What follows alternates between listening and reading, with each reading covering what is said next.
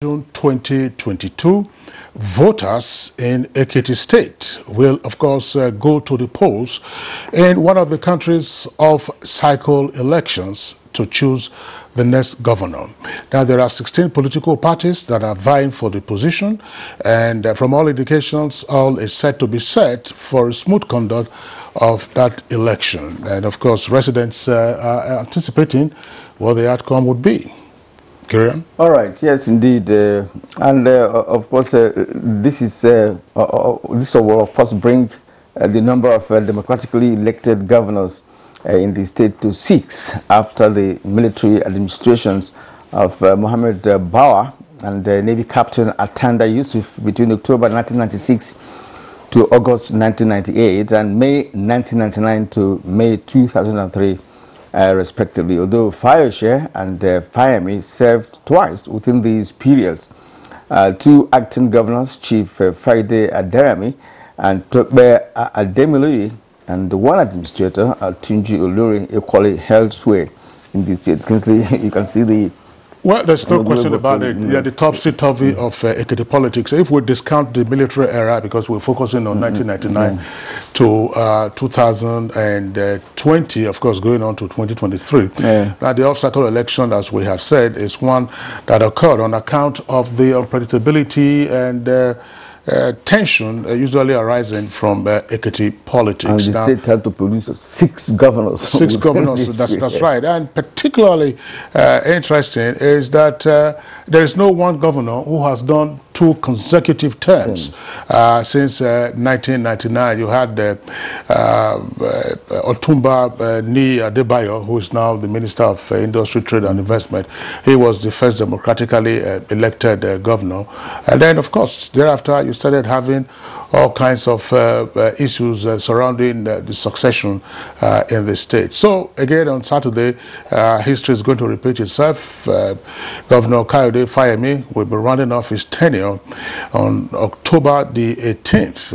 His second tenure, because his second tenure. First tenure. Precisely. Then he did his first tenure, and then that was again. Fayose came in, and then, of course... Fayose came also at his second term again, because he had the first one. He had the first term, there was an interregnum, and then, of course, Fayose got his second term, and Fayose tried to get his deputy at the time, Professor Eleka, to succeed, but that didn't work, and that's how Kayode Fayemi came in. There was also Shegmoni, if you remember, Engineer Shegmoni. At some point. That's right, who is one of the contestants in Saturday's election, Kyrian. Pretty interesting state to watch. Exactly, and it will be recalled that since the Independent National Electoral Commission, INEC, has approved public campaigns for all the political parties, all the participating parties have been crisscrossing the 16 council areas of the state, soliciting support and votes for the candidates. And interestingly, most of the popular contestants have had a feel of what governance in Ekiti looks like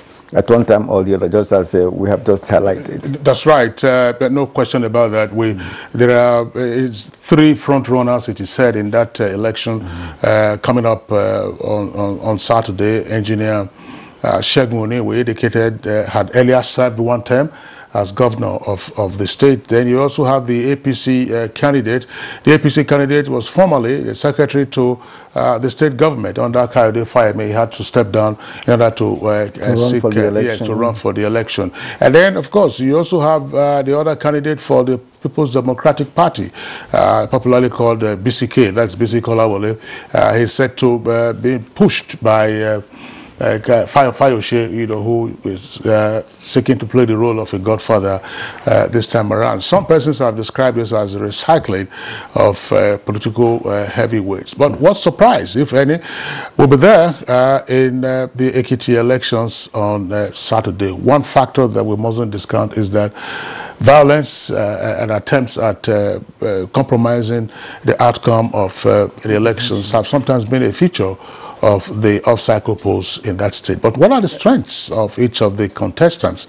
We have already identified 3 front runners, the SDP candidate, that's Shegmoni, and the PDP candidate, as well as, of course, APC. APC is the governing party in that state. And it's actually going to be also a test case, for INEC, who is going to actually implement, the new electoral act to see how possible the BVA and what have you, the BVAS, will assist in ensuring that to have a smooth election devoid of any form of rigging.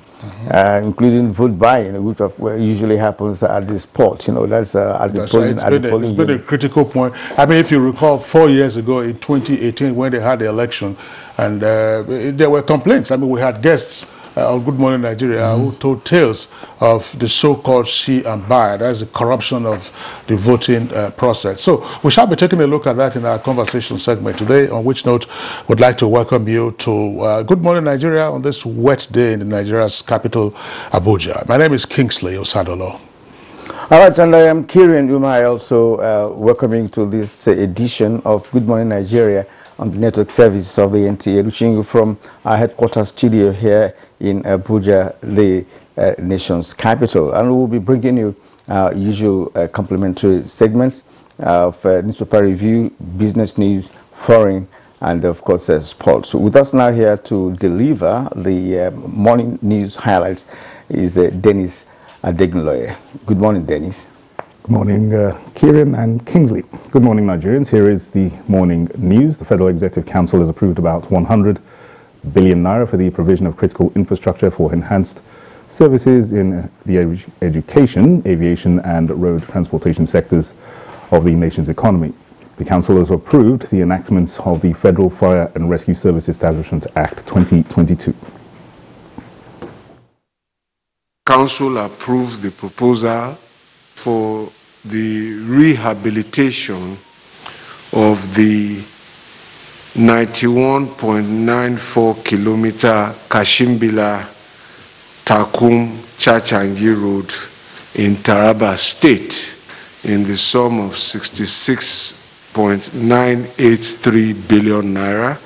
As you are aware, NAMA, which is the Nigerian Airspace Management Agency, has a statutory mandate to enhance safety and security of the Nigerian airspace.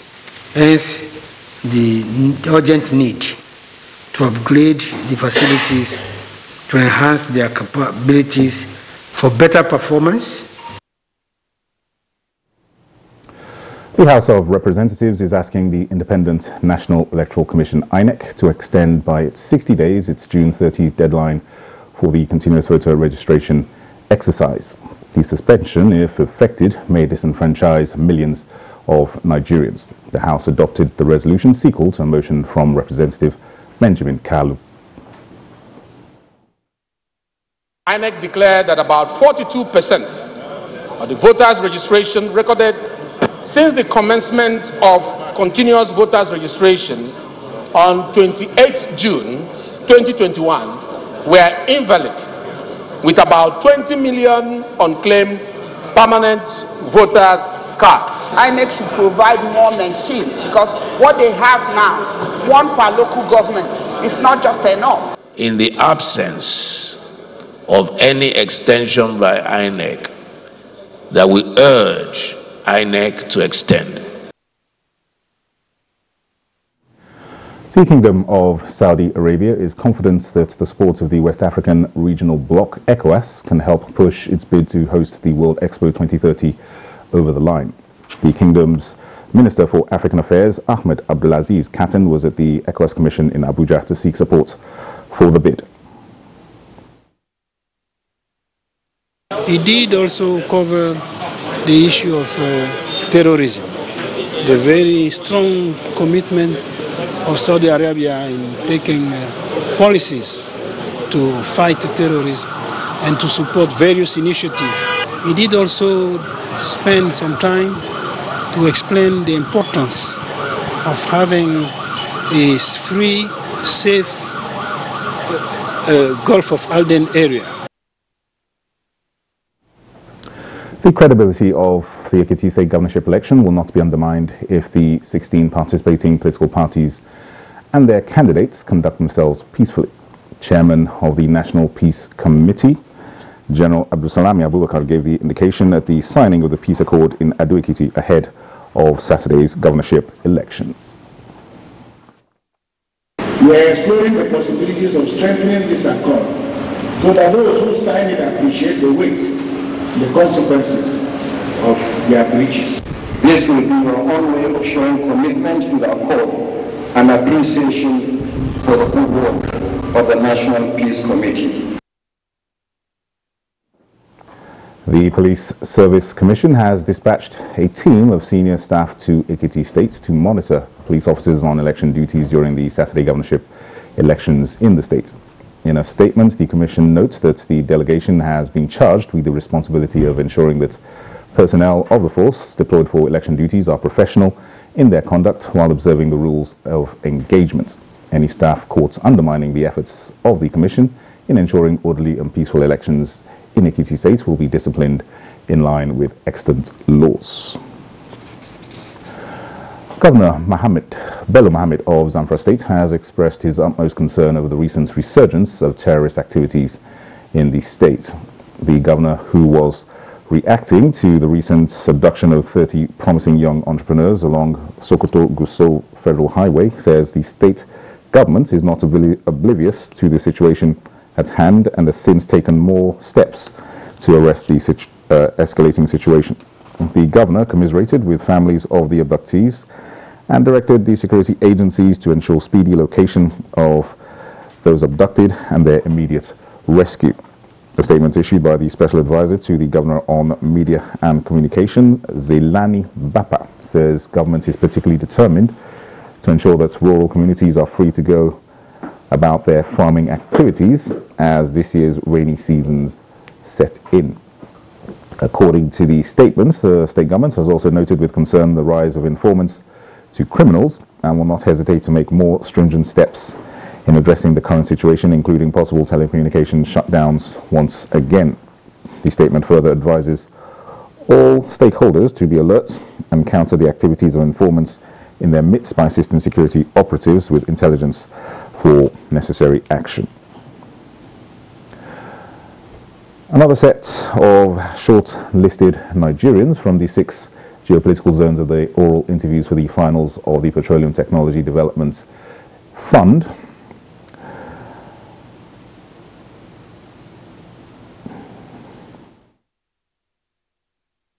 all interviews for the finals of the Petroleum Development Fund scholarship.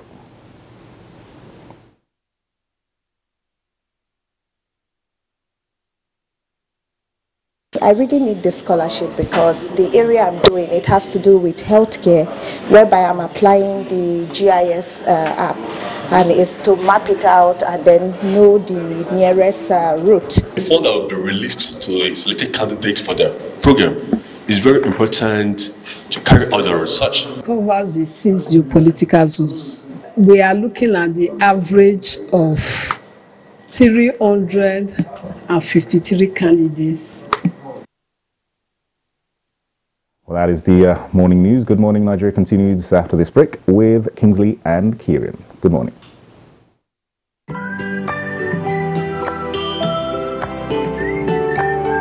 I find the strength I need every time that I look into your eyes. You show me love. I know they worry, cause I know, say you did by my side. You show me. And if I fall away, right in the midst of all my hour, you know that I have for my while. Oh, they always there for me. No matter what I do, you love me unconditionally. You show up for me every day, no matter when I show you. You show me love, you show me love.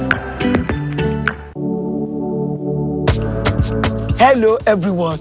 Hope you people have linked your NIN. Don't be like my son Oshegu, who had to wait for his land to be disconnected. Yes, oh mommy, but I am now reconnected. Yes. I went to Airtel shop, enrolled for my NIN, and re-registered my line. Simple and short, no stress. It didn't end there. Airtel rewarded me with a Novest bonus of 20,000 naira free airtime and data to access all my social media accounts. If you already have NIN, all you need to do is dial *121# or visit the Airtel website to get link up. Get on it. Airtel, the smartphone network.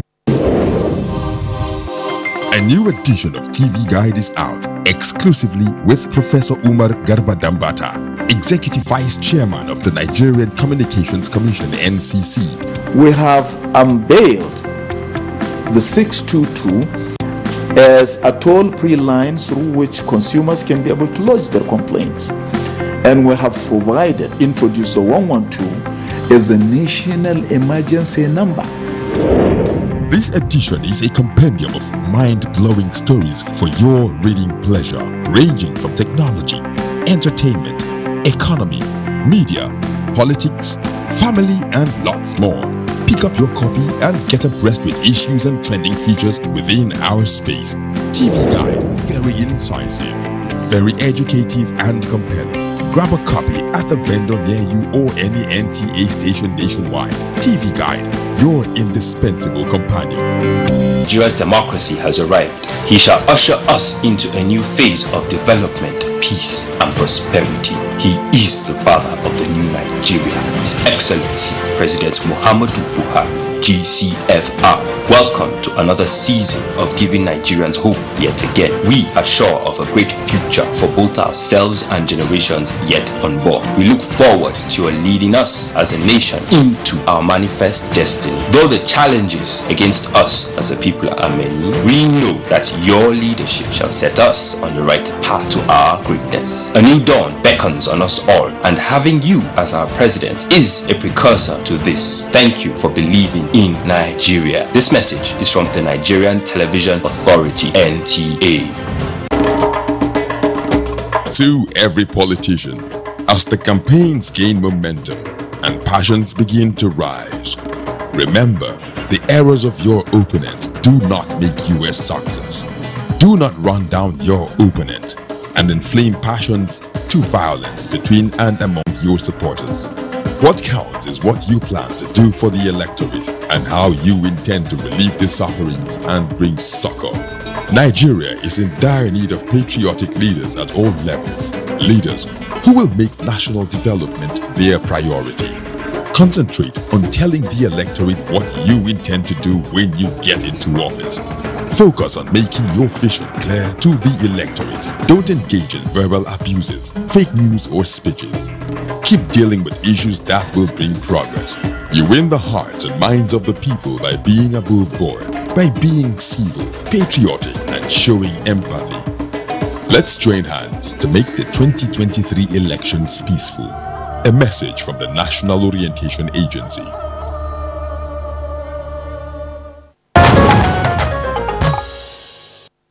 Watching Good Morning Nigeria on the network service of the Nigerian Television Authority. It's time for business news.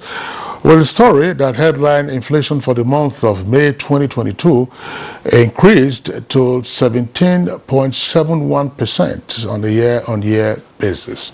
Let's join our correspondent, Aleka Akpanachi, for more details on the latest figures around inflation. Data released on Wednesday by the National Bureau of Statistics show inflation declined year-on-year, but it increased month-on-month. The data attributed the year-on-year decline to less effect of COVID on prices in 2022 compared to 2021. Increases were recorded in all divisions that yielded the headline index, that is, an increase in the prices of bread and cereals, potatoes, yam, other tubers, wine, fish, meat, and oils. On a month-on-month basis, the urban inflation rate rose to 1.81% in May 2022. This is a 0.03% increase compared to April 2022. The rural inflation rate increased year-on-year to 17.21% in May 2022, a 0.15% decline compared to 17.36% recorded in May 2021. On a month-on-month basis, the rural index rose to 1.76% in May 2022, up by 0.02% from the rate recorded in April 2022. The food index on year-on-year basis rose to 19.50% in May 2022. And taking a look at Wednesday tradings on the floor of the exchange.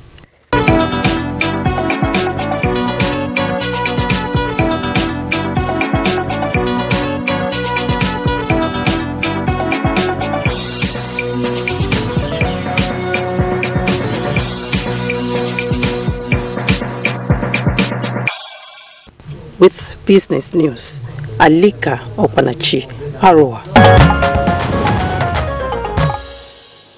Well, thank you, Alika, for the business news. Next is newspaper review.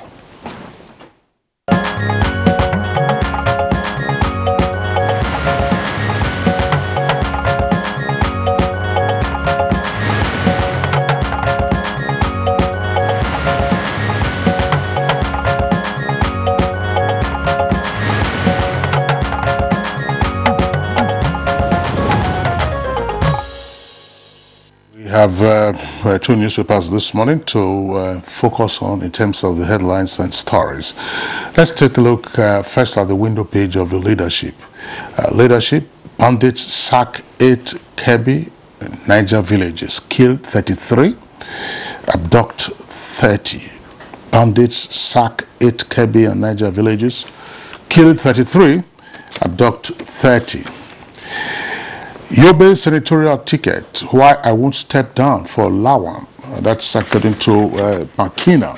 I hope I got that. If it's Makina or Machina, we'll try to get the correct pronunciation before we came on there. I didn't succeed. So either Makina or Machina. Says he won't step down for Lawan, who is the Senate president. Now, this is Kirian. This is a story that is pretty interesting because we have seen examples of it around the country. That namely, Machina won the primaries for the APC in the senatorial district where the Senate president also comes from. Now, if you recall, the Senate president was one of the aspirants to the APC presidential ticket.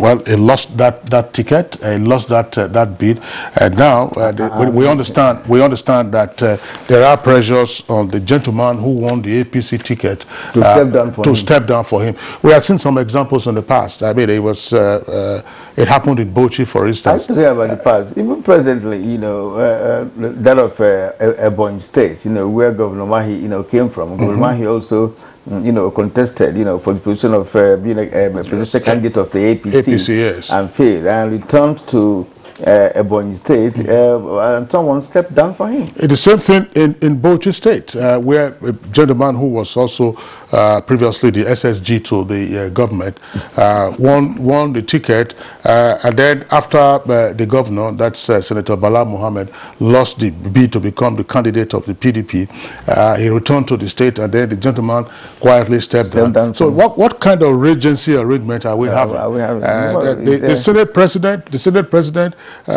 incumbent Senate president, has been in the National Assembly, first as a member of the House of Reps, and then he's also been in the Senate for many terms now. And of course, he's been Senate president since the 2019 inauguration of that. So, but we'll see how that plays out. As I indicated, this kind of regency arrangement gives you the impression that you're having just a circulation of political office holders. Now, reps move to override President Muhammadu Buhari on Electoral Act amendment. Now, we know how critical this has been. Again, Kirian will return to this because the National Assembly passed the Electoral Act 2022.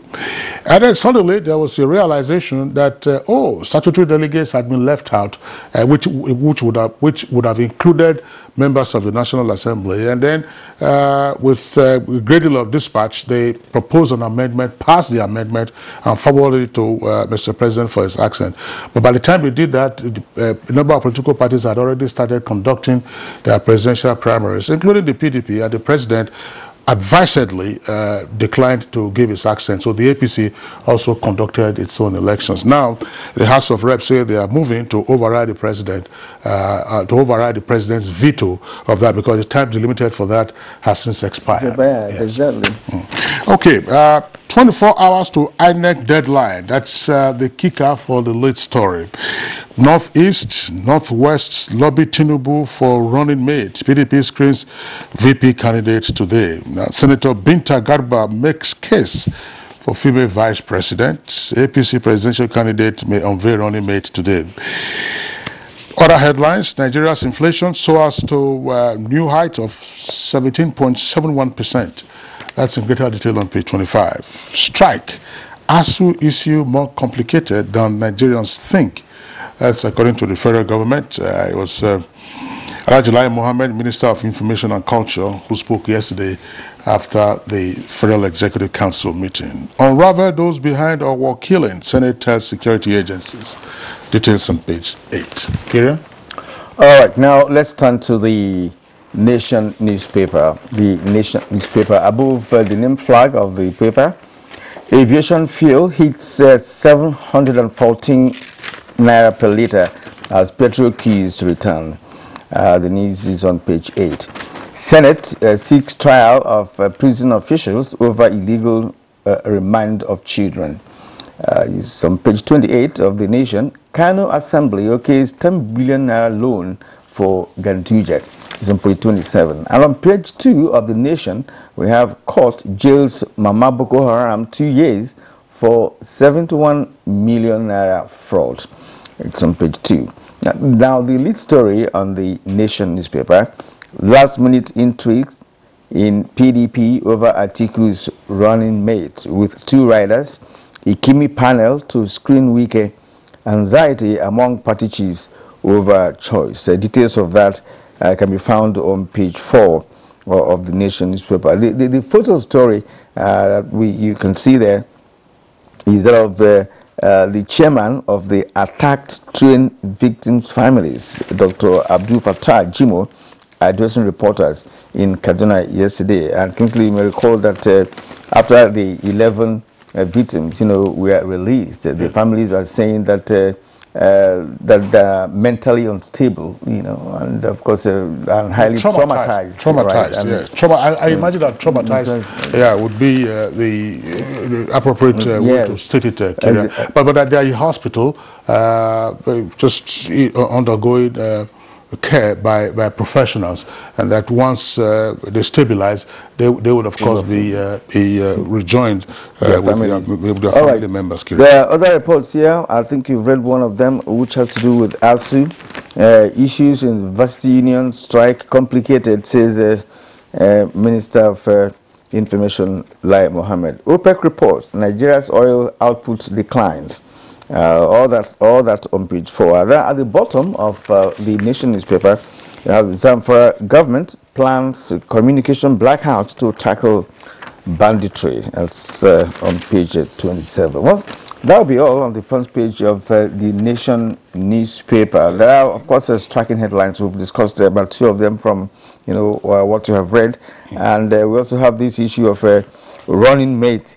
Battle, among the political parties. So it's becoming a tough challenge, for them to do that, because of course what we discussed yesterday, it has to do with balancing the equation, or regional balancing, as the case may be. And then of course, electoral value, that's to say the capacity to attract votes. But ultimately, it's the business of the political parties. They don't have longer than tomorrow to submit the names. Of course, they also have to screen those they are hoping to bring on board to be sure that they meet all the criteria, because the eligibility of a vice presidential candidate is the same as the eligibility of a presidential candidate. Exactly. Exactly. Now, this issue of the National Assembly or the House of Reps asking INEC to extend the time, the deadline for registration, slated for registration. I think that makes a lot of sense, because a good number of Nigerians are beginning to get interested in voting.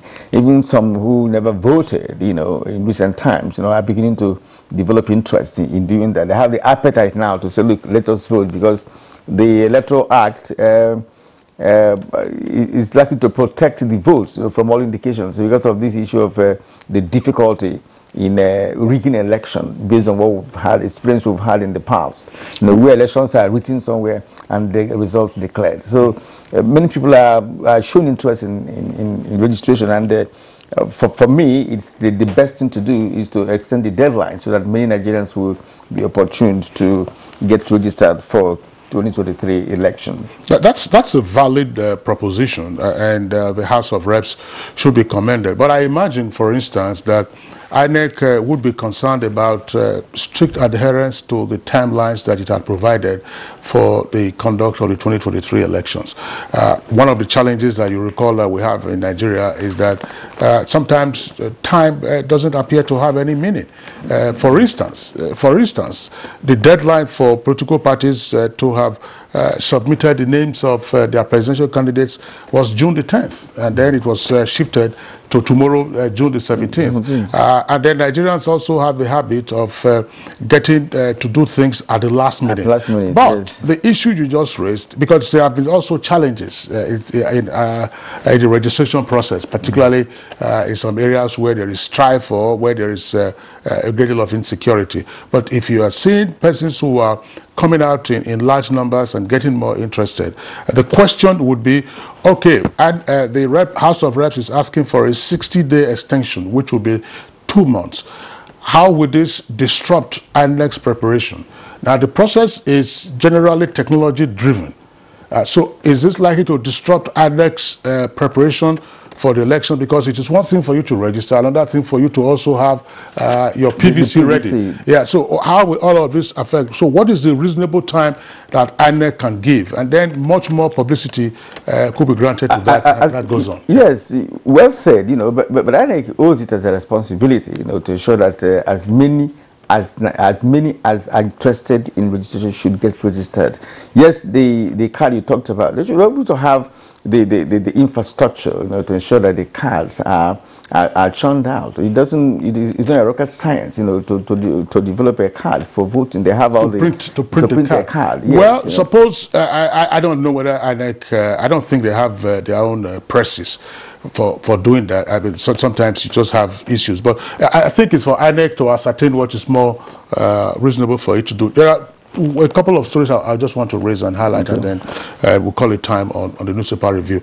Yesterday, you recall, Kirian, we talked about the case of Hanifa Abubakar, the young girl who was abducted in Kano, allegedly by the proprietor of her school, and then the ransom was collected from the parents. This was in December, and unfortunately the young girl was killed and buried in a shallow grave, and that the trial has been ongoing and judgment has been fixed for July the 28th. Now, compare that to what happened 2 years ago in Benin City.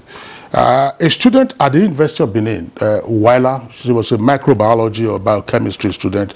She was sexually assaulted, raped, and murdered in a church in Benin City. Yes, if you recall, what about that case? Yes, that's good point. Yesterday at an event in Benin City, the governor's wife, as well as the governor, raised alarm that the police said they were still investigating the matter. 2 years on, so no one has been brought to justice. They said the case file, the investigation was taken from Benin and brought to the headquarters in Abuja. And if you don't have the investigation concluded, you cannot develop a case file. That's to say, either the DPP or the Attorney General of the state cannot then have a case file to proceed with the prosecution. So, but the governor also said that there were demands, for leveraging the investigation. So we have to ask this question: why is justice being delayed in that case that caused a great deal of outrage worldwide? Wala was raped, murdered in a church, and up to now, 2 years later. I'm even concerned about the church also, because I believe that because of what I've just explained, the church should have stepped in, to also ask questions. Well, this is And this is a congregant, this is somebody who was attending that church. Otherwise, she wouldn't have gone there, to read in the first place. So the church should step in to also ask questions as to why justice is being delayed on that very issue. I'm happy you recall that incident. It's very annoying. Well, at this point, Kingsley, we'll have to wrap it up. Yeah, we will wrap it up. Review. We'll return again tomorrow for more on this segment. For now, we'll take a short break, and when we come back, we shall be focusing our attention on the topic for today, which is on the Ekiti election campaign. Stay with us. We don't carry our Pikin go hospital. I don't see why we carry Pikin go hospital because of ordinary fever now. Ordinary fever? Pikin when body dey hot like that. Now cloth now soak inside water, take rub her body. She don't dey play even as I come out. If na malaria na dey worry that Pikin, by now you don't know say the thing for don worse pass. Yeah! Waiting. No be my generator dey be that one. I better make a quick call mechanic. Carry cloth and water. Yes. For generator? You use cloth and water clean our Pikin body. Go use that same pattern for the generator. Make we see as e go work. Sense, mama. I receive sense. So, see, I go do am correct now. Make you carry this phone and help me call the engineer. Make I carry her Pikin sharp the hospital. Receive sense, do am correct. If fever catch you and you no go treat am sharp, if it's serious pass as e dey, especially for Pikin them whenever reach 5 years. Do test. If na malaria, finish your medicine. If no be malaria, your health worker will tell you what to do. Now, Federal Ministry of Health and American people them bring on this message. Do you run a breast or cervical cancer service? Are you a private or public laboratory, clinic or hospital that offer any of breast imaging, cervical cancer screening, HPV vaccination, or other breast or cervical cancer services? Is your service a primary, secondary, or tertiary center located in any part of Nigeria, no matter how remotely located it is? If yes to any of these questions, then subscribe to the OCI Foundation's Save Breast app and become accessible and visible to millions of Nigerians. It is all for free. To subscribe, just type the Save Breast application form on Google or go to the OCI Foundation's page on www.ocifoundation.org and search for Save Breast application form. Complete the form and submit, and let millions of Nigerians patronize you, all for free. Become part of the OCI Foundation's quest to tackle breast and cervical cancers in Nigeria. And join us as we rise by lifting others.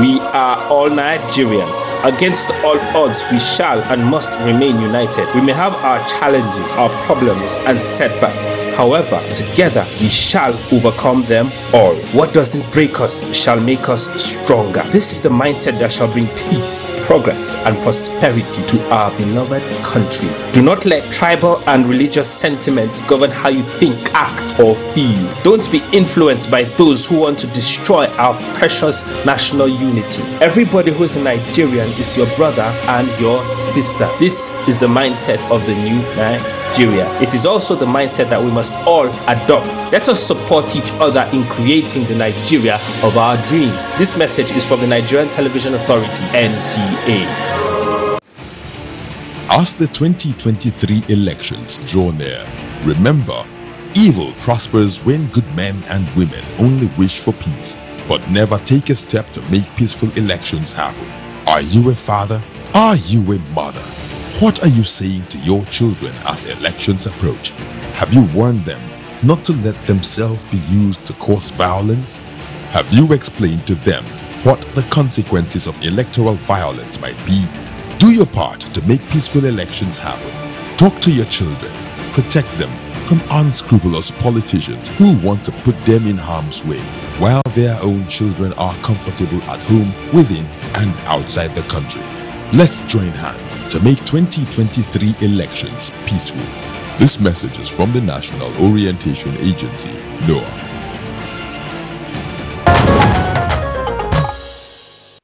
watching Good Morning Nigeria on the network service of the Nigerian Television Authority. Now, to begin our conversation, which is on the Ekiti governorship election coming up this Saturday, the 18th of June, let's listen to this background report by our correspondent, Oyeyemi Ajayi.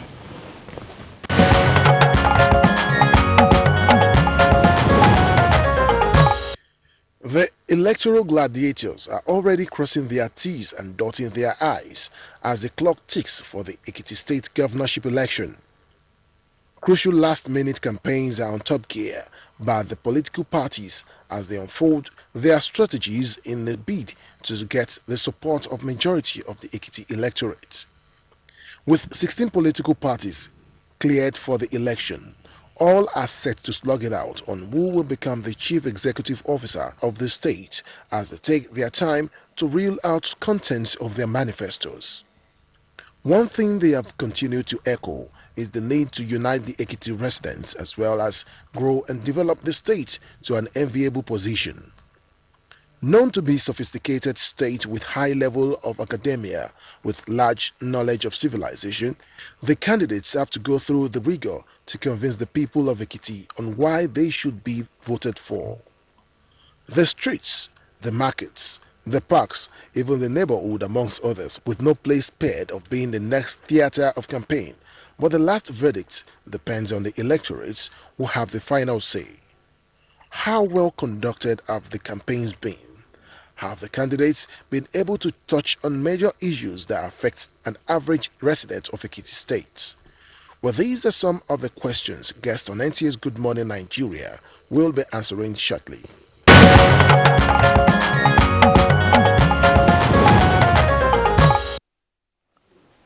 Well, and joining us for this conversation is from our Ekiti studio. We have the only female governorship aspirant in Ekiti State, Mrs. Kemi Lebute Hale of the ADP. Thank you, ma'am, for joining us this morning. Thank you so much for having me around. Taking part in the discussion from our Ado Ekiti studio is the spokesman of the SDP governorship candidate, Mr. Moses Jolayemi. Well, all right, we don't have him yet, but in due course, he will be joining us to be part of this conversation. Kinsley. All right, Kieran, thank you very much. Now, we also have here in our Abuja studios a regular guest on Good Morning Nigeria, public affairs analyst Jide Ojo. Jide, delight to have you on the program this morning. Thanks for having me. Good morning. Okay. Now, let's elaborate further on the background that provided by our correspondent, Oyeyemi Ajayi. And my question is going to Jide Ojo. Jide Ojo, what is the background to Saturday's election in Ekiti? Okay.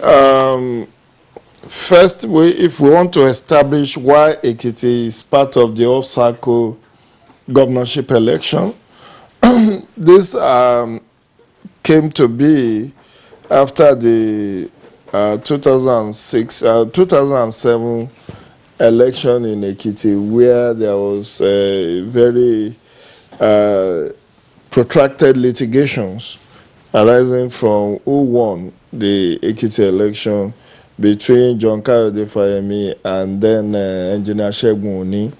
The election was inconclusive on the first ballots, and there was a supplementary election, and eventually Segun Oni was declared as the winner. However, John Kayode Fayemi's team, AC or ACN as it were then, went to court, and they had a very protracted litigation. I think it was around 2009 or 2010 that the issue was resolved in favor of John Kayode Fayemi, and it took over the helms of affairs in October of that year. And because of the Supreme Court decision that if you were declared winner outside of the period that the normal election takes place, your tenure starts to count. from the time you were sworn in, which is a derivative from Peter Obi's case in Anambra. And so that's how we have about 7 states eventually being in the off-cycle, off-season governorship election. So having laid that background, Ekiti, since about that time, I've joined the bandwagon of states that doesn't have their elections at the regular general elections for the governorship. However, for this 2022 one, the last time the governorship election was held in Ekiti was in 2018, where I was privileged to be on ground to observe that election. And it's 4 years after, even though the swearing will be in October, INEC decided to take the constitutional provision that elections could be held not earlier than 150 days and not later than 30 days to the expiration of the tenure of the incumbent. And having decided that, okay, if they have this election this early, barring any unforeseen circumstances, even if there is inconclusion and all of that, they can deal with it within the time frame stipulated by the law. So INEC, over about a year ago, decided to have this election on June 18, 2022. Now, in the last 1 year or thereabout, the preparation has been in earnest.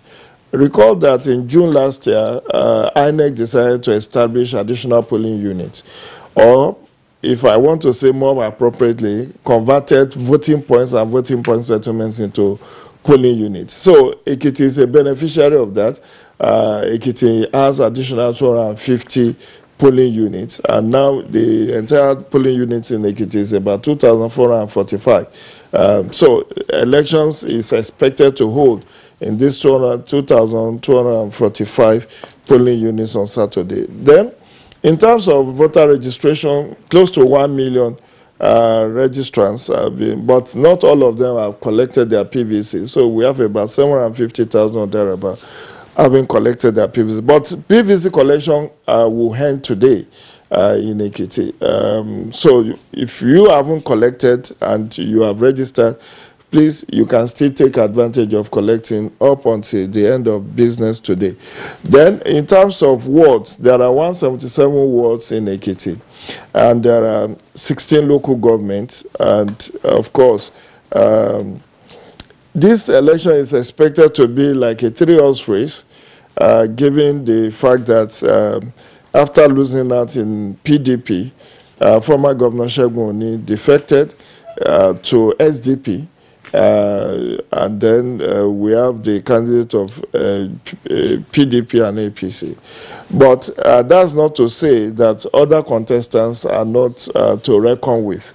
I appreciate the fact that we have a female governorship candidate in Madam Kemi Elebute-Ale. So INEC has done its own bit. The INEC has conducted continuous voter registration exercise, but that has to stop much earlier than the rest of the country, given the peculiarity of the fact that they were going to have this election. So the INEC can have time to prepare the PVCs of those who have registered. But one significant thing about this election is that this is the first election that will be used to test the electoral 2022. Recall that the electoral 2022 was signed into law on Friday, February 25, 2022. This is the first major elections INEC will be using, in which INEC will be test running the efficiency and efficacy of electoral 2022. Second point to note is that this is the second statewide election where INEC will be using BVAS accreditation device, bimodal voter accreditation system device. The first state where that was deployed at a statewide level was in Anambra. And this time, INEC is going to be using the same device. Okay, we'll be going into that, in the course of our conversation. But I want to take you a little bit back, before we join Madam in Ado Ekiti. How do you describe the politics of Ekiti State? What are the significant peculiarity, you know, of that state. It has produced about 6 governors since 1999 till date. What is the peculiarity about the Ekiti state? Well, the peculiarity for me is, one, is Ekiti, we know it to be a land of honor, and where you have high level of, you know, education. Even the farmer there can speak Queen's English. Very high level of political sophistication. And you could see that Ekiti is not like, unlike Anambra that have some riverine area. There's no riverine area. There are no, topography is okay. And it's just 16 local government, which is one of the smallest states in the southwest. Yes, what else is there to say than the fact that Ekiti gave Nigeria the lexicon, you know, stomach infrastructure, because the former governor, Yadele Fayose, you know, said, you know, and it's the people of Ekiti. It's very unfortunate. It's the people of Ekiti that was like, you know, when Fayemi contested for second time in 2014, and he was rolling out all that he has done in terms of infrastructure, roads, schools, hospitals, and all. People say, okay, we understand this physical infrastructure. What about stomach infrastructure? So, and Ayodele Fayose picked it up from there and said, look, I am ready, and I've been giving you stomach infrastructure. In fact, if you vote me in, and I'm ready to give you, even there will be an aide of mine that will be in charge of stomach infrastructure. So that Ekiti has contributed that to our political lexicon, the issue of stomach infrastructure. So unfortunately, what has been flagged now by Young Africa is that there's a lot of stomach infrastructure going on in Ekiti, even ahead of this election. A lot of vote trading is already going on, which is very unfortunate. But by and large, it is expected that this election will be very peaceful and, you know, inclusive and successful. All right, Jido Joe, thank you very much. We needed to have the background. Of course, there is more to discuss with regard to the unique politics of Ekiti, as it were. We're going over now to our Ado Ekiti studios. Ado Ekiti is the capital of the state. Earlier, we introduced Kemi Elebute-Hale of the ADP. She's the only female candidate in Saturday's governorship election. Kemi Elebute-Hale is an engineer by profession. That makes at least 2 engineers in Saturday's contest, because there's also engineer Shegun. So, we are back to you. Then we want to take the first shot. Why are you in this race? Thank you so much for having me once again, and good morning, everyone. Good morning, Nigeria. I am the first female gubernatorial candidate that has taken it this far in Ekiti State. I am in the race to serve the people. The passion to serve the people is why I'm in the race. And I've been doing that in my own capacity at different levels in Ekiti State. But let me digress a little. I stand to be corrected. I want to make a little adjustment towards engineer or Honorable Jide Ojo has just said. The new electoral act would not affect our elections in Ekiti State, because you don't take law backward. It is the old electoral act that is binding now, because our name has been shortlisted by INEC before that new electoral act was passed. So I have served Ekiti State in different capacities. I am the founder of Dominion Group that have impacted lives directly in Ekiti State. by paying school fee, by employing people both in public and private sectors, you know, by paying bills, by paying orphanages, which I promised them till I leave, by paying widows, which I promised them till I leave. I've imparted so many lives. I've given scholarship awards to both primary, secondary, tertiary institutions. So the passion to serve is why I'm here, and I've come here to stay and to also win elections on Saturday. I promise Ekiti people one thing, that this is a time, and the time is ripe for the women to emerge in elective positions. I'm standing tall for the women emancipation, youth inclusion in politics, and I've told them that no retreat, no surrender. Thank you. All right. I like that phrase. You outlined a number of things that you've done, which impacted on lives of certain categories of Nigerians, in Ekiti State. But I didn't hear you mention stomach infrastructure. That's by the way. That is by the way.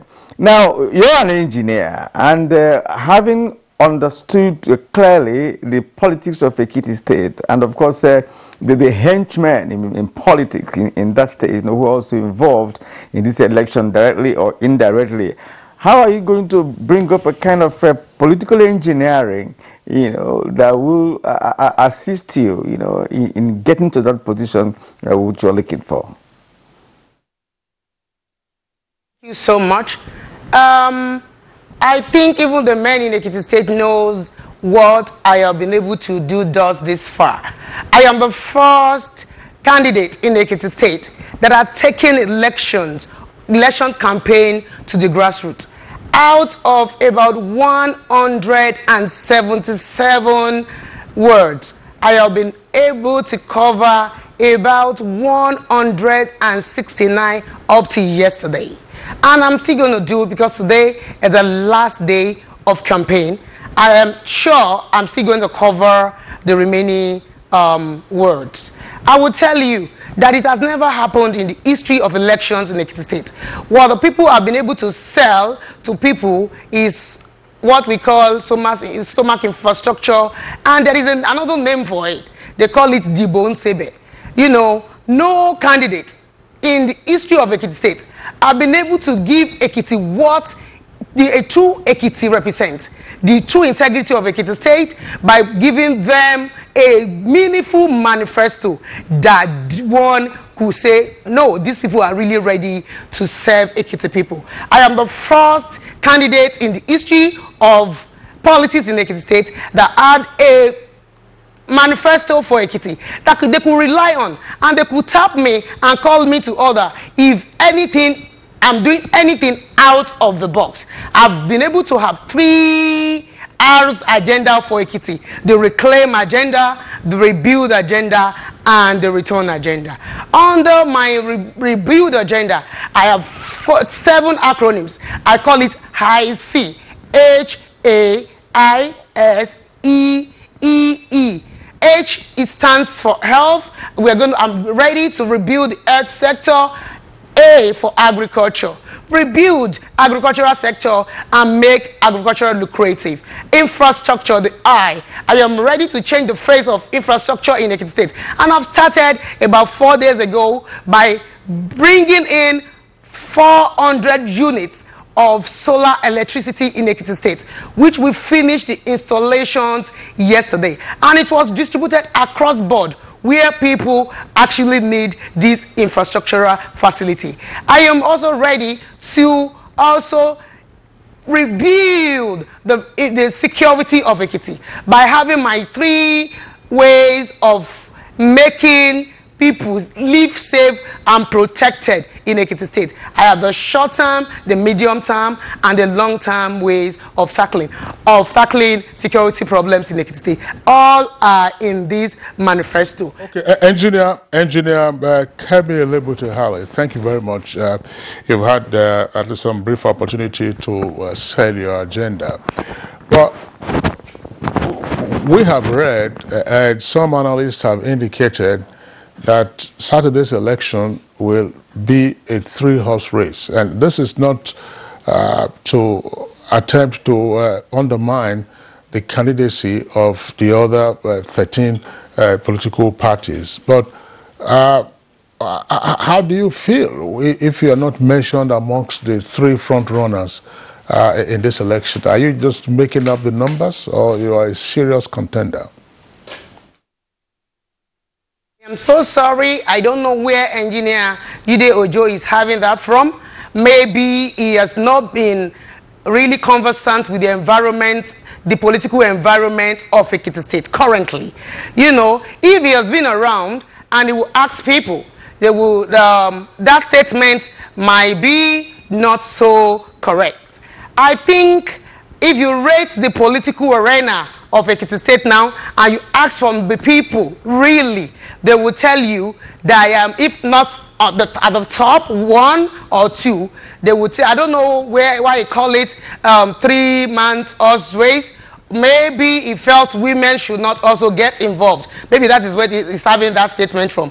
I will tell you that even in the history of Ekiti State, I've been able to put our men on their toes because they have never even campaigned. You ask the incumbent party, they don't usually campaign. They wait for the day of election and they sell the bone saber for the people. But when they have seen where I have covered, you know, I've gone to the grassroots to tell them, to sensitize them, to put my name at every door in Ekiti State. I will tell you that ADP and Erelu Kemi Ale, which they call Erelu Bam Bam, is an household name in Ekiti State now. You can get to every street, every hills, every valley. You will hear ADP in Ekiti State. And I will tell you that we are doing well. Maybe because it felt they've been in politics before and people have known their face. And if you ask now in Ekiti State, there is basically nobody, no household would not know about ADP, Erelu Bam Bam, in Ekiti State. So maybe it will have to come around to know that this is not a three-horseman's race. There are other people also doing well, but I can always talk about myself. What I have done in the political system of Ekiti State, no governor had ever done it. I am the first candidate in Ekiti State who had decided to carry all the indigenes of Ekiti State along. I have been able to obtain 26 assembly forms for all the people who are interested in running political race and they have financial problem. I've been able okay, Erelu Bam Bam, thank you very much for the issues that you have raised, but just for you to note, Jide, by the way, is not an engineer. He's a public affairs analyst and a prolific writer. He's also in the development arena as well as democracy and elections. He was in Ekiti during the 2018 elections. He's a regular guest on Good Morning Nigeria. The point he made about the Ekiti governorship election being characterized as a three-horse race is one that I also said earlier in the course of this program, deriving it from various reports and accounts in the media. It is not a personal formulation of either Jide or any one of us, but you have clarified it. Yes, you are in the race, you are on the ballot, and we'll see how that goes. But I just wanted to be clear about what you said, stomach infrastructure. You said there is a synonym for it. I didn't quite get that. Is it something... What is the synonym for stomach infrastructure so that gets into our lexicon straight away? You know, during the time of His Excellency Ayo Fayose, he sold out to people stomach infrastructure. What people sell in Ekiti now is no longer stomach infrastructure, but the bone saber. And what is the bone saber about? It's a way of buying the conscience of the people of Ekiti State, the electorate, with a token as minimum as 5,000. So people are already used to it. You know, they have been doing that over years and years, and people no longer ask the government what they have to offer them. What they wait for at every elections now, especially during this present tenure, is Where is the money? How do we eat? And what do they give them? Just a token of 5,000 naira. So that is what is called the Bonsebe right now in Ekiti State. But thanks to God Almighty that I've been able to sensitize the people. I have come on air. I've met them at their various wards. Physically, I've been able to analyze to them that a government that sells to you stomach, what do you call it, the Bonsebe, you will not as an individual, as a society, they are the one who is going to decide for you how your life will be, how your infrastructure will be, how your health system will be, how your security will be, how your education will be, how much employment they will be able to generate to you. Because at a time, you were being given 5,000 naira for 4 tenors, which you sold. If you divide it by 4, you have only sold your destiny for 1,120 naira per year, which is not enough for any nuclear family, normal nuclear family, to feed for 1 day now. So I have been able to analyze to them. It's Kemi Elebu to Hale. You've actually campaigned a great deal on this program. You are going to pay for it. You know, I really appreciate you quite all right, you know, because being the only female candidate among men, you know, who have been in the race for a very long time is not an easy feat, and we wish you all the best, you know, during the elections. There's this issue of godfatherism, you know, in Nigeria's politics, and I believe that they played a role in the past, you know, in Ekiti State as a state. I want you to comment on that, and to say, look, this election that we're going to have on Saturday, is there any kind of influence with respect to godfatherism? You know, the key people who are running for this election, do they have backers, you know, who may have stakes one or two things to ensure that they win the election? Of course they do. Like the APC candidate was, until recently, I think the chief of staff to the outgoing governor, John Kayode Fayemi. So it is believed that it's been that Jacob, that's the incumbent governor, is his godfather. Then the PDP candidate also was allegedly, you know, being sponsored by the former governor Ayo Fayoshi. You need to understand, I followed through the primaries, and that is part of the reason why Engineer Shegun left PDP, because if you follow through the primaries, there were allegations that, you know, the delegate lists were manipulated and all of that. And so much so that, you know, others said they were going to boycott the elections.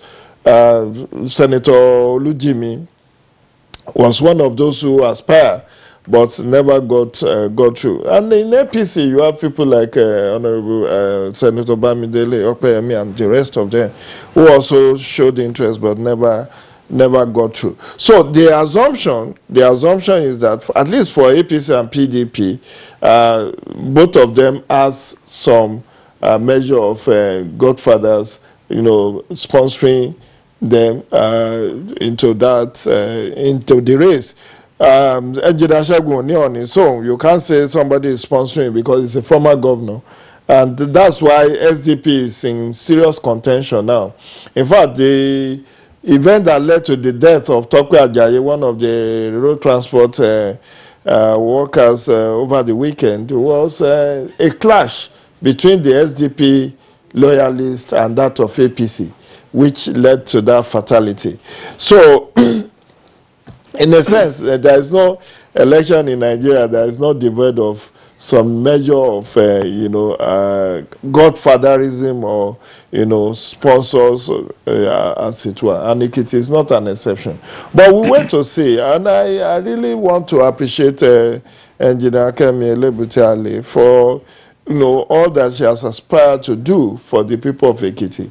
And I'm happy that she also admitted that this is a blight on the political process in Nigeria and in Ekiti State. If people believe that, you know, as little as 5,000 naira should be giving them because they can vote. But you could see all that she has promised to do and what she's doing.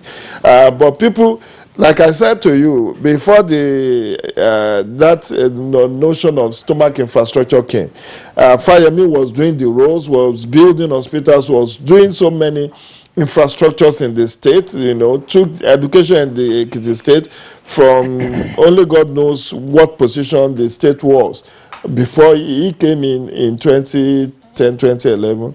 And, you know, Ekiti became third best overall in education. But people said, okay, we have seen those those infrastructures you have built. What about the tummy? What about stomach?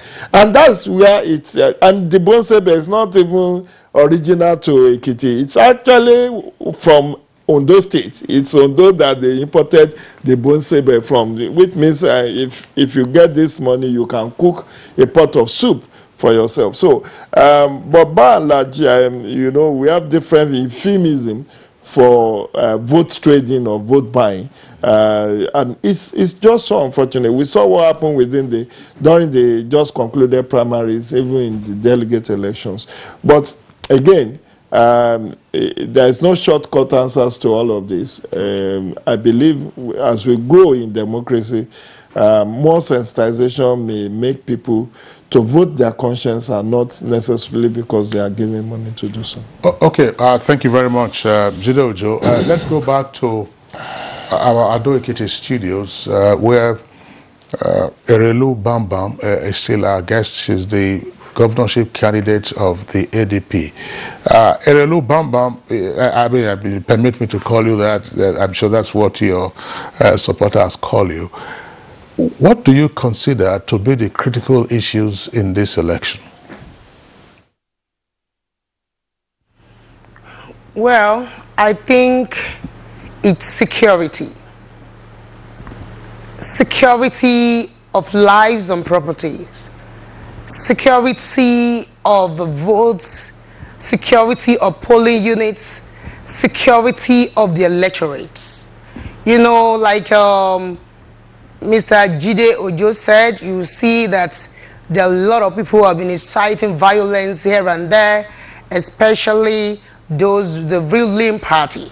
The moment they see that you have a little edge above them, they find a way around it. And one of my rallies, flag off, was actually, you know, stopped by these incitement of violence by one of the police officers that was sent to protect lives and properties. Hundreds of people were wounded. And I think the security agencies, the INEC, the royal fathers in Ekiti State, everybody, the different political parties, the 16 candidates, we've been called to order to ensure that the election is free and fair and, you know, free of any form of violence in Ekiti State.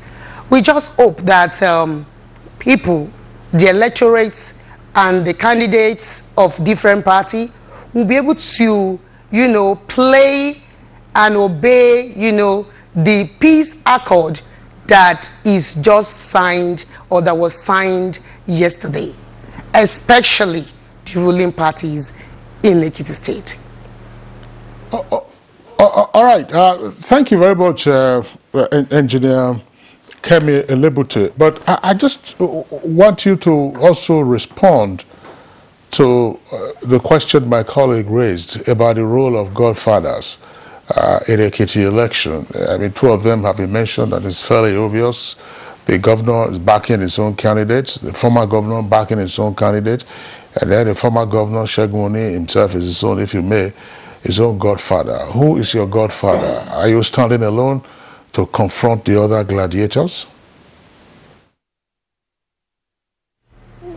Well, above all, God is the greatest godfather anybody can have. I will tell you, so far, so good. the two important men in my life is my father and my husband. And they have done greatly well in supporting me. I don't have any political godfather anywhere. And I have made it open in one of the, it's one of the questions that people have raised over time, this godfatherism and all that. I don't see anything bad in godfatherism. The fear is, who is your godfather? Are you choosing the right person as your godfather? Because if you choose a wrong person as your godfather, is actually going to affect the state, and the developmental process will be, will be tampered with. So for now, I don't have any godfather, and I said to Nigeria, I am open to have one, and the choice is mine. It depends on me if I choose you as my godfather, if I see that you are going to impact Ekiti, and what you have in mind is the concerns of the masses. The concerns, the developmental agenda of Ekiti State is what is paramount to you. I say to people, you are very much welcome. But for now, God in heaven is my godfather, and my father and my husband are solidly behind me. I tell you that for free. All right, thank you. There's something I'd like you to clear here, both Jide and How, with respect to the electoral law that will be implemented, for this election. She said it's going to be the old electoral law, and I'd like you to clear that, because I'm sure you have been following this. The new Electoral Act, we have been told in the past that it's going to be experimented, in Ekiti State. But she is a contestant, and she's believing that it's going to be the new electoral law or some sort. Throw more light on this. There's no gainsaying the fact that the new electoral law will actually play a role in Ekiti. For instance, you cannot expect INEC to still be using the 2010 Electoral Act when a new one is in place. Let me give an instance. On Saturday, if there is an overvoting issue, do you expect INEC to use the old act, which says you use the number of registered voters to determine overvoting or number of accredited voters? You have to use number of accredited voters. But under the old law, we are using the number of registered voters. So if there are 1,000 people registered in a place and only 500 were accredited, in as well as the number does not exceed 1,000, there is no overvoting. But in this new dispensation, one above 500, which is the number of accredited voters, means overvoting, and that means cancellation of that vote. Let me give you an instance again. If there is an issue, as it happened in Imo in 2019, where somebody alleged that he was put under duress to make a wrong call, a wrong declaration, you don't expect INEC to say, okay, whatever the returning officer has said stays and can be only reversed by court, because that's what is under the old dispensation. But in this new dispensation, INEC had within 7 days to review the result of that election if anybody is put under duress. And likewise, the fact that the issue of PWDs can now sue INEC if INEC fails to provide for them assistive devices, because the law currently says for PWD community, INEC shall provide assistive devices from Bay Ballot Guide, magnifying glasses for persons with albinism and the rest.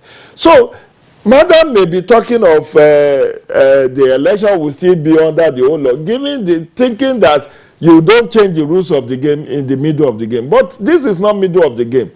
What we are saying is that, yes, even if the primaries may have been held before the coming into law of, before the coming into existence of the electoral 2022, there are provisions in this electoral 2022 that INEC will have to implement. For instance, if INEC chooses to do electronic balloting, you cannot say, oh, when it gave notice of election, the law has not come, to give INEC the leeway to do electronic balloting. So so many things are at the discretion of INEC, given the fact that we now have a new electoral act. And the beginning of the comment, and you could see that, just to give a very further example, the moment the president signed on Friday, INEC had to sit on Saturday to review the date for 2023 election, because the electoral act says that INEC have to give notice of poll at least 1 year to the election. They not only did that, they also reviewed the schedule of activities, timeline and schedule of activity to conform with the provision of the electoral 2022. All right, Jide, in summary, the Ekiti governorship elections began under the Electoral Act 2010 as amended, and the primaries were conducted in January. But by March this year, the Electoral Act 2022, after being signed, the Electoral Act Amendment Bill, having been signed by the President into law, then became the Electoral Act 2022. Whatever was done under the old law remains valid. But in conducting Saturday's election and thereafter, it will be the Electoral Act 2022 that will be utilized. Thanks a lot for that. But let's go back to Erelu Bamba, the candidate of the ADP in the governorship election. Tell us, do you have any concerns about Saturday's election? Well, I don't have any concerns, and I've told you just that our security personnel, both paramilitary and military, the Amotekun and the rest of these, should just be up and doing, and ensure that every polling unit, every electorate is protected, that people can go out and exercise their civic right. It is a right of the people to vote and be voted for. Nobody should be under any form of duress. Either they are incumbent or their candidate aspiring or vying for this position should be, distracted or obstructed by any form of any persons who claim to be in government, to either sitting or whatever they call it. They should allow people to have free, fair, and credible elections. And I'm also going to sell out my agenda again to the people of Ekiti State, that I am the best candidate for Ekiti State right now, who has good agenda of reclaiming Ekiti State from the people who have drowned Ekiti State for the past 24 years. Our men are being able to make names in political arena of Ekiti State. And this is the first time a woman is coming out to contend with them and to say enough is enough. Let us vote our own, a woman, into power, because we also have the same right as the men. I'm pleading with all our women across Nigeria to seize this opportunity and see that this is the first time it's happening in the history of elections in Ekiti State. And I'm standing in for women emancipation, youth liberation. And I will tell you for free that I am not too young to contest. Even when Ekiti State was still at the sensitive stage, the first incumbent governor was 39 years, as at the time he led or ruled Ekiti. I am above 40. I am up to the task. I have given you my good agendas that I have to sell for you. The reclaim agenda. The rebuild agenda. We want to rebuild Ekiti State. And what are we rebuilding? The health sector, the agricultural sector, the infrastructure, which have been able to successfully giving 400 Ekiti people who have been living in darkness. Some of them for 10 years have distributed solar electricity across Ekiti State, 16 local government, and the installation finished yesterday. I've been able to tell you what I'm going to do to the security in Ekiti State to ensure that there is safe, people can live safely, people can be their brother's keeper, and they can sleep with their two eyes closed. And I'm going to carry all the security apparatus, security personnel along. I've been able to tell you what I want to do in my educational national rebuild system, I've been able to tell you what I have for you under my employment and entrepreneurship. That in my first 100 days in the office, I am selecting 10 Ekiti people, youths from across board, both male and female. I want to take them on international vocational trainings, irrespective of their area of discipline. Either you are a tailor, either you are a shoemaker, either you are an agriculturalist. I'm going to take them on what I call international vocational trainings. 160 of them at the same time. If you're a shoemaker, you are going to train in Italy on how to make shoe for Ekiti people to use. We are going to be producing things that Ekiti will produce for Ekiti people to produce. When they are on this, one of the first set of 100 people, 160 people will be coming back to Ekiti. We are going to equip them.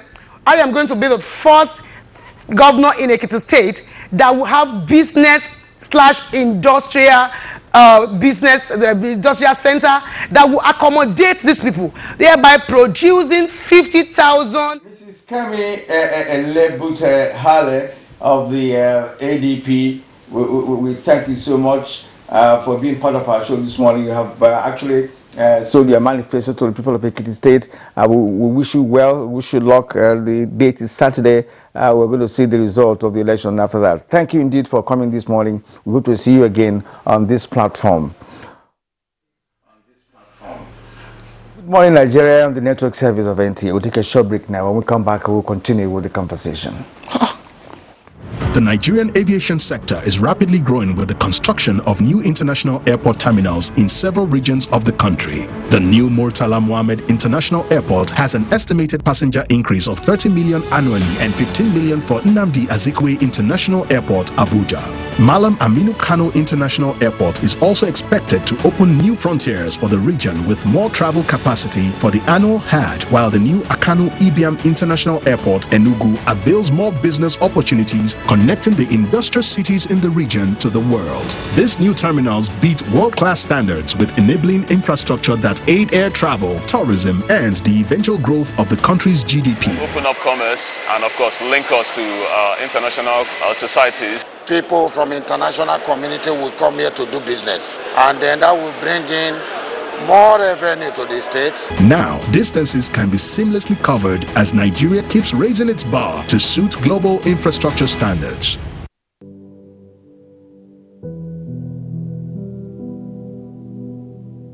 Well, the housing solution we have developed is a multifaceted one.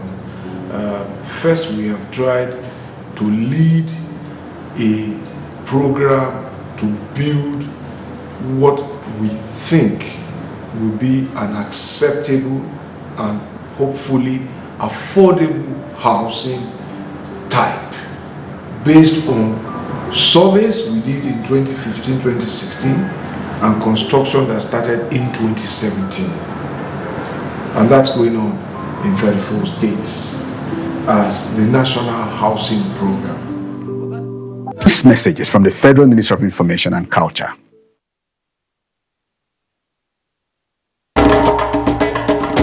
To every politician, as the campaigns gain momentum and passions begin to rise, remember, the errors of your opponents do not make you a success.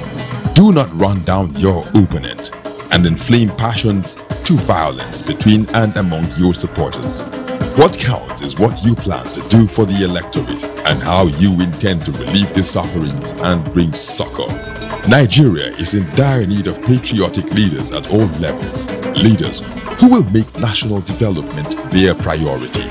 Concentrate on telling the electorate what you intend to do when you get into office. Focus on making your vision clear to the electorate. Don't engage in verbal abuses, fake news or speeches. Keep dealing with issues that will bring progress. You win the hearts and minds of the people by being above board, by being civil, patriotic, and showing empathy. Let's join hands to make the 2023 elections peaceful. A message from the National Orientation Agency.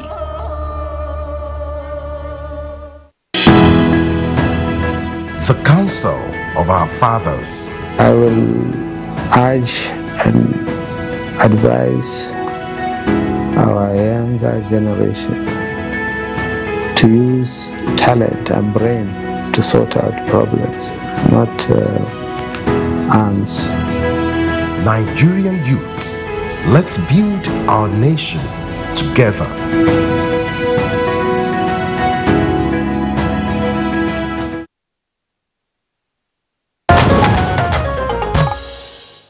It's still Good Morning Nigeria, live on the network service of the Nigerian Television Authority.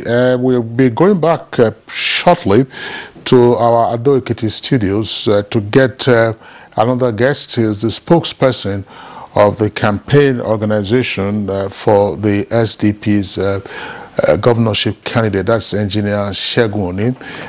We set him up in the studios now. Once he's ready, we'll return to Ado Ekiti. But back here in Abuja studios, Jideojo, it's becoming routine since 2015 that for any election, the candidates in that election signed what we now call a peace accord.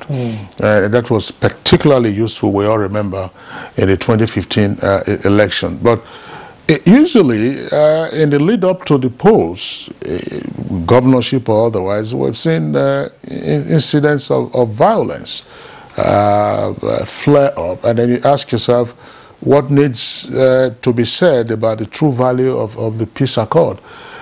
What is this still giving the signaling to followers that, look, if your leaders, those on whose behalf you want to wage war, as rooting for peace, why should we also not root for peace? Can we find that synchronization of values between the political leaders and their followers?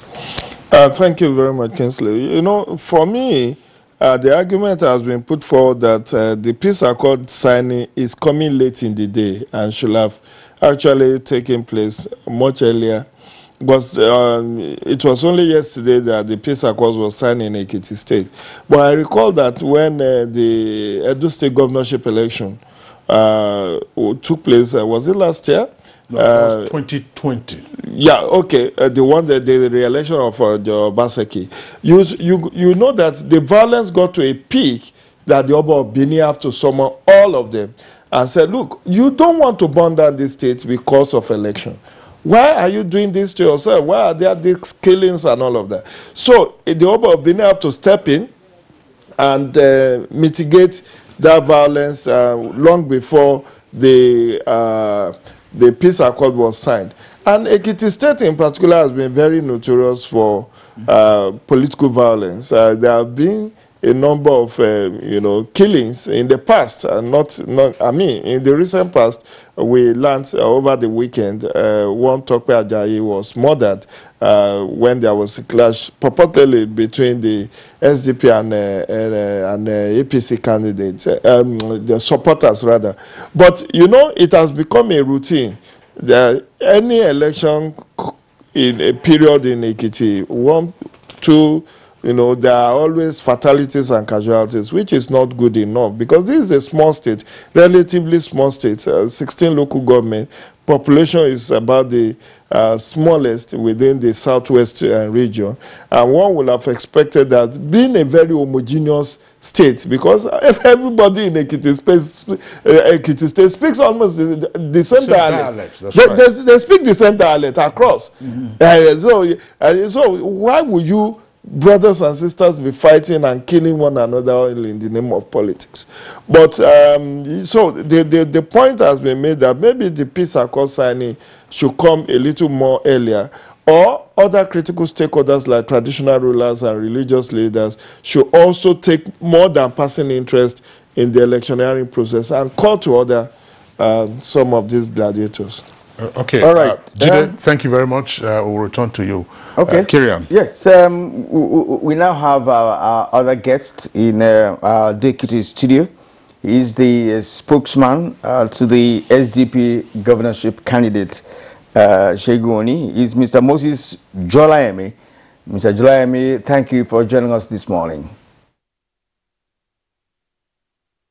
Very much for having me. Let's get your own take. I want to believe that you listened to the two guests we had in the program, and that you have actually may have formed your own opinion on the issues at stake. Now, the governorship election is on Saturday. That we are looking forward to having a free and fair election. But first of all, let's get your take on the current political situation in the state with respect to campaign. We hear that it could be a horse race in the state, and some are saying no, there are more contenders than just 3. What's your your evaluation of the build up to this election? Well, thank you very much. Well, there is a lot of concern. There are tensions here and there, especially with the presence of security agents around parading the town, everywhere. So there is concern about the security situation. But one thing that is very important is that our people should see these security agents as, friends who have come to ensure that there is no violence. For law-abiding people, they have nothing to fear, because I don't think these men are deployed to come and, harass or intimidate, law-abiding people. So there is really nothing to fear as far as I'm concerned. And we are all prepared. Ekiti people are ready. They are willing to cast their votes. And everybody wants peace. We want violence-free election. So that's the situation we have right now in Ekiti State. Moses, tell us, why is your principal in this race? He previously was governor for 1 term, and you had also worked with him at the time when he was governor. Why is he seeking a 2nd term now? Thank you very much. He's seeking this 2nd term, 1, because Ekiti people want him. 2, because he's desirous to end what looks like an era of servitude, an era of slavery, financial slavery, economic slavery, social slavery, and all of that. The security situation, all we are experiencing in Ekiti State now were alien to us. As a matter of fact, it would bother anyone that somebody who left government 12 years ago, the whole world is now clamoring and canvassing for his return. Why? The fact is that if those who came after him had done what they're supposed to do, I can tell you for free that Segun Oni would have been long forgotten by now. 12 years is quite a long time. But now Ekiti people have carried, as they say in Yoruba, they have lifted the tin of palm oil, they have lifted the tin of water. Now they know which one is weightier. They know the difference. You see, it's like Segun Oni took governance away 12 years ago. You need to come to Ekiti and see what's on ground. Ekiti people are, they are human beings. You see, and I always tell people, governance is like pregnancy. If you are doing well, it will show. If you are not doing well, it will show. If maybe a secondary school girl just got pregnant, you will be covering it with belt and all that. It's just a waste of time. At the appropriate time, the thing will come out. All the deceits, all the lies, all the falsehoods that they have been peddling all around. Somebody will tar 1 kilometer of road and dance for 10 kilometers. They are looking at you. They are seeing you. If you come to Ekiti now, all the roads are in very deplorable situation. This is not propaganda. It's something that you can see with your eyes. What Segun Oni did when he was governor for 3.5 years, they are still there. They are still visible. People can see it. And so that's why they are saying, look, we want this man back. Segun Oni is not coming back to government for want of what to do. He's sufficiently busy. You know, even before he became governor the first time, you know, he was very, very busy. He was a World Bank consultant. He's well educated. He had things to do, and I'm sure you all know that his ambitions are very, very limited. This is a man. I'm not sure he has prayed to God to make him a billionaire or enable him to own private jets or anything. That is why today he should be. I think he's on record as, I won't say the poorest, but let me say, when you talk about those who have amassed wealth, who have enriched themselves, Segun Oni is definitely not in that bracket. I'm not sure he knows the office of any of any EFCC offices anywhere in Nigeria, because he has never been invited, even for clarification. Okay? You know about former governors who own houses in Dubai, in UK, in America, and everything. Go and ask him. He doesn't have one. After he became governor, since he became governor in 2007, I'm not sure he has put one block on another, building a house. He has no home in anywhere. Moses, thanks a lot for what you have said. But again, let me throw in another question, so you take it up from there. Yes, you've spoken well about your principal, that's Engineer Segun Oni, who was previously in the People's Democratic Party, and it was this dissatisfaction with the primaries that caused him to cross over to the SDP, that's the Social Democratic Party. Some analysts have argued that his entry into the SDP is belated, and that the structures of the SDP probably are not widespread and strong enough to leverage his candidacy. What's your thought? Well, Mr. Osadolo, I'm not sure I want to call you Kingsley, you know, and the truth of the matter is that Segun Oni moving to SDP was a necessity.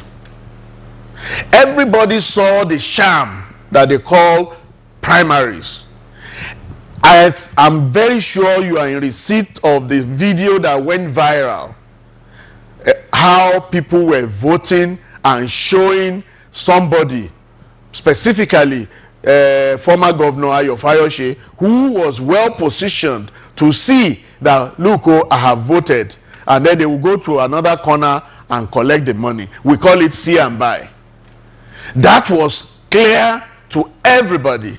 But Segun Oni is not going to bribe people or force people or, you know, to vote for him. I don't think people should, I mean, if truly you want to serve, I am not sure that you should go that route.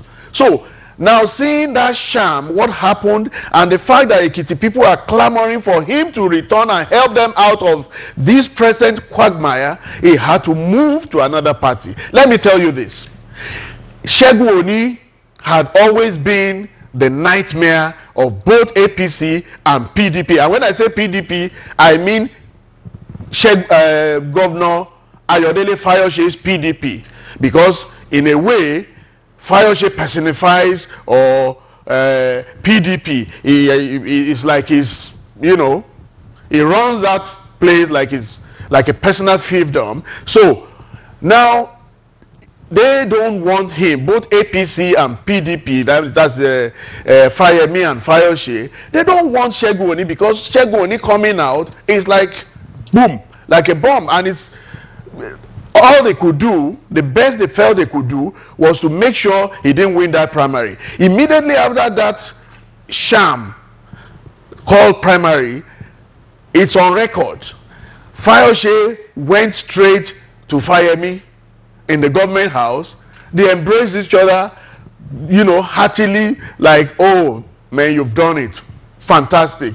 All we want is this man should not come out. That is their nightmare. Unfortunately, the nightmare is here. He has gone to another party, and you'll be wondering, somebody called it a smaller party. Yesterday I was in on one program. Everybody wonders how SDP is now, usually, I mean, initially it was third force. Now it is first force. Now he is the only man to beat. And so both PDP and APC would not mind coming together to ensure that, he doesn't win. He's the man to beat. So coming to SDP was a necessity. People want him, and the only way that can happen is for him to go to another platform. Since these guys have decided to, capture. Okay, Mr. Moses, thank you indeed. You've really said a lot about this man, Shegoni.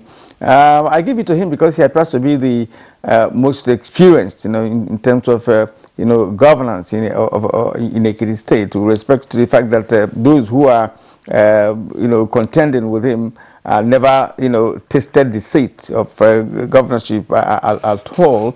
But I'd like you to tell us more about what do you think is spectacular about Shegoni, because if he is wanted, as you rightly said, he wouldn't have been, rejected at the PDP, at the PDP before he left for SDP. One would have thought that because of his popularity, as you have explained, that he could have gotten the ticket in PDP. However, he's now in SDP. How has the campaign been going? How has it been marketed? Are you definitely sure that he's going to clinch that ticket come Saturday? Well, thank you very much. Let me quickly respond to the first part of your question. His popularity couldn't have, alone, couldn't have got him the PDP ticket, because those who consider themselves managers or directors of the affairs of PDP didn't want him. They have the money, they have the resources and everything. And unfortunately, primary elections or elections generally in Nigeria is, elections are still ruled by money. Okay, so I told you about C&I, and that, led to him losing. Let me tell you, without spending money, he still got over 300 delegates. That's amazing. It has never happened in the history of politics in Ekiti State, as far as I'm concerned. Shegoni is sure of winning because of his track record, what he has done before, what Ekiti people have seen that he has done, and what they know that he is capable of doing when he gets there. Shegoni had the highest number of roads in Ekiti State in history. Both governments of Fayoshe and Fayemi put together have not done that. And he did that in only 3.5 years. The records are there. Ekiti people know it is with them. What he did in the health sector was revolutionary. Okay? Shegoni brought Cuban doctors, specialists, and Cubans are noted, known all over the world for that. It was during his time that people were, making jokes that the blind were able to see without fasting and prayer, without going for any revival or miracle. Because common, issues like glaucoma, glaucoma is not minor. This one that, that covers the retina, the cataract, some people were already partially blind or blind. And this took the Cuban doctors 3 minutes to remove the cataract, and they regained their sight. Free. Ekiti State already was becoming a mecca of some sort. Like a medical, it was a medical tourism. People were trooping down here from Kano, from everywhere. But unfortunately, after he left, for whatever reasons, the next government that came in discontinued that, because they felt that maybe continuing that will continue to increase the popularity of Shegoni. Unfortunately, they have forgotten that he did what he did, not with his personal money, but with the state resources. But they Moses, sorry, we're having to interject so that you can have the opportunity of responding to other issues and maximize the remainder of the time we have for this conversation. Yes, you have itemized the gains of Segun Oni when he came in his first term, and why now people are clamoring for him to come. But we have also heard from others who say that, yes, you do all these things, infrastructure, you try to uplift the people, but at the end of the day, they still talk about stomach infrastructure. In fact, we heard it a while ago, Dibonsebe, that is to say, almost equivalent of see and buy. So the question then arises, considering the frugality of your candidate and the fact that he doesn't have money to throw around, is your team concerned about the role of Dibonsebe in Saturday's election? And if so, what can or should be done to ensure that ultimately there's a level playing field for all candidates? Well, the cherry news is that Ekiti people have come to realize that this so-called ephemeral flash in the pan stomach infrastructure has not led them anywhere. Okay? There is this thing going on now about Diboko Sebe, you know, which means, okay, you take money so that you can cook a pot of soup. But Ekiti people are beginning to understand and realize that cooking a pot of soup that wouldn't last for more than 2 days is not enough for them to mortgage their future and the future of their children, or go hungry for the next 4 years. What is going on in the land today is not something that anybody can be happy about. Ekiti State, the land of the fountain of knowledge, this and that, and then everything is the way it is. So I am very, very confident that the voter education that we have, you know, done as a team to let people know, you know, the danger in collecting whatever amount of money to vote for the wrong candidate that would subject them to another 4 years of crisis, financial crisis and everything. I'm happy that people are beginning to understand this. And let me tell you, the most important thing that you need to win an election is the people. Segun Oni has the people. The problem that the others have is that they have lost touch with the people. Look, they have done their own. The whole thing is so clear. Okay? One has done, the second one has done, the third one has done, and they know the difference.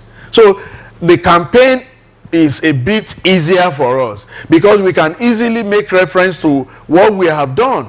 Track record, you know, people can easily relate with them because they are here and the things are with them. Even outside the state, I'm surprised that outside the state, people also know all these things. Thank God for technology, social media. Whatever you are doing now is in the open. Yes, and Moses, thank you once again for really marketing your principle so well. Let's return to Abuja here, and we have Jide here. Jide, would you say that you know, the state will perform, you know, the feat of no back-to-back victory for either a candidate or a party in Ekiti State as we have had it over the years? Well, that's left to the electorate in Ekiti. ANEC has said it has no candidate. The politicians have been doing so much to market themselves in the last 3 months or thereabout. So if the people feel, sometimes jinx are broken, and it does happen in Oyo State that no governor have ever succeeded himself. But late Abiola Ajimobi was able to perform that feat. And if Segun Oni comes in, it will just follow the trajectory of the other two. Ayofayose was there in 1999 to 2003, was booted out, impeached. He came back and did the second term. Fayemi did not have the luck of doing his back-to-back. He was defeated by Ayofayose as an incumbent. Fayemi lost the entire 16 states, including his own local government, in that election. It was a complete routing. But the same Fayemi came back in 2018 and was voted for massively. And now, if Segun Oni, who has also been there for 3.5 years, wins on Saturday, it's just following the trajectory that, okay, people are always having the opportunity. And you know, this could be a very good permutation, because those who are voting may be very strategic in that Segun Oni will not be able to do 2 terms even if he wins. So he's just doing 1 term and leaving. So in another 4 years, somebody has to be coming. And that would be a very good chance for him to win on Saturday. Just to correct something, I know that he was asleep.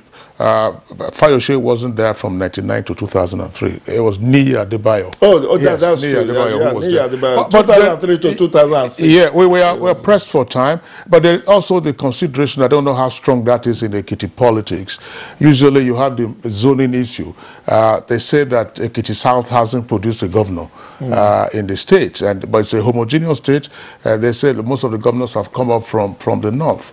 That's to say Ekiti North from the state. Moses Jolayemi, do you have closing thoughts on this? Can we get it? If we can, reach you back again to get your closing thoughts on this. Is zoning likely to play a role? Because we hear that there are complaints that Ekiti South hasn't produced a governor. Let us be very brief so that we can sign off. Well, that's, may be correct. The naked truth here, Mr. Osadolo, I must tell you, is that zoning, this, that, all these have no place now, because the popularity of Segun Oni has, cancelled all of that. Don't forget, in this country, when Abiola contested, nobody knew that we could have Muslim ticket. But because of his popularity and every other thing, all those things were pushed aside. Nobody is talking about South right now. Nobody is talking about that in Ekiti. Maybe after Oni's 4 years, all those things can now resurface. But right now, what? All right. After the next 4 years, that can go. We understand you quite clearly. Moses Jolayemi is the spokesman of the SDP governorship candidate in Ekiti State. That's Segun Oni. Thank you for being part of our show this morning. We hope to see you again. Kirian, I should have called him his nickname. He's a very experienced journalist. Moses Jolayemi. Moses, I won't say that on there so that our viewers don't get to know. Thank you for being our guest this morning. Okay. And of course, we had Jide Ojo, public affairs analyst. Jide is a friend of the house. Jide, thank you for coming. Thanks, as always. Well, we recall that we earlier signed off the only female governorship aspirant in Ekiti State, Mrs. Kemi Lebute Hale. All right, and that does it for us today on Good Morning Nigeria. We hope to return again tomorrow with a fresh edition of The Morning Show. My name is Kirian Umaya. Do have a wonderful day. And I'm Kingsley Osadolo saying, look after yourselves.